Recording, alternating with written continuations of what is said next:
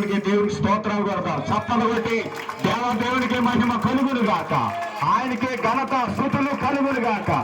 దేవుడు నుండి ఆశీర్వదించును గాక, పరిశుద్ధ స్థలముల నుండి దేవుడు ఆదుకును గాక, ప్రతి బంధకాలు చీకటి శక్తులు కాలిపోను గాక, బలహీనత నుంచి విడుదల స్వస్థత కలుగును గాక. హల్లెలూయా, హల్లెలూయా, హల్లెలూయా. ప్రార్థన చేసుకుందాం. మహాగణుడా, మహోన్నతుడా, ఈ రాత్రి జ్యోతి గారి ద్వారా ప్రేరేపించబడి ఈ కూటాన్ని ఏర్పాటు చేసేంతగా తండ్రి ఆరాధనలో పాత్రలో మీరు మాతో ఉన్నారు.